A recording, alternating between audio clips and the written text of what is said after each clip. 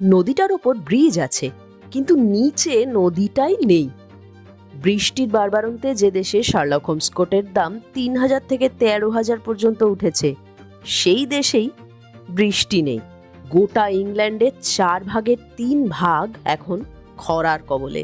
বন্ধ চাষবাস, এমনকি সাধারণ মানুষের রোজকার ব্যবহারের জলেও জারি হয়েছে বিধিনিষেধ।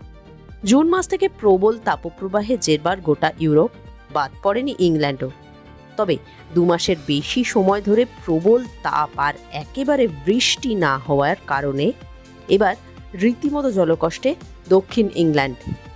সরকারিভাবে East Midland, Lincolnshire, Northamptonshire, Kent, Sussex, Solent, South Downs ও সম্পূর্ণ ওয়েলসকে খরা কবলিত বলে ঘোষণা করা হয়েছে।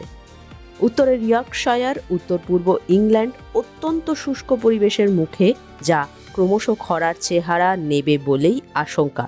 একদিকে শুকিয়েছে সব নদী, অন্যদিকে মাটির তলার জলও দ্রুত কমে যাচ্ছে। বারে বারে বিভিন্ন জঙ্গল এলাকায় দাবানলের ঘটনাও ঘটছে এই পরিস্থিতিতে।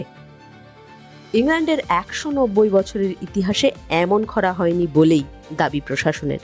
পরিস্থিতির মোকাবিলায় এখন বাসিন্দাদের উপর চাপ বাড়াতে হয়েছে। চলতি বছর তাপপ্রবাহে মৃত্যু হয়েছে ২,৮৭৭ জনের। এখন ৪,৫০,০০,০০০ মানুষ খরার কবলে। তার মধ্যে ২,৭০,০০,০০০ মানুষের উপর জল ব্যবহারে নানা রকম নিষেধাজ্ঞা জারি হয়েছে। পরিস্থিতি এমন যে ৫০ বছর আগে জলের তলায় ডুবে যাওয়া গ্রামও এখন জেগে উঠছে।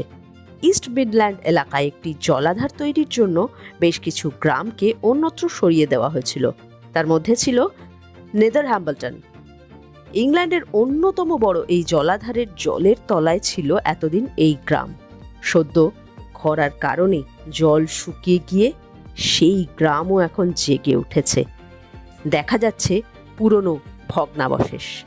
টানা ৫০ দিন বৃষ্টি নেই লন্ডন শহরে। কোথাও ১%, আবার কোথাও এবছর একেবারেই বৃষ্টি হয়নি ইংল্যান্ডে। একমাত্র ভারী বৃষ্টি বদলাতে পারে দেশের এই পরিস্থিতি, দাবি আবহাওয়াবিদ থেকে ইংল্যান্ড প্রশাসনের। তবে যে গ্লোবাল ওয়ার্মিংয়ের কারণে আজ এই পরিস্থিতি ইংল্যান্ডে, তা নিয়ে কি আদৌ সতর্ক হয়েছে ইংল্যান্ড? রয়ে গিয়েছে এখনো প্রশ্ন।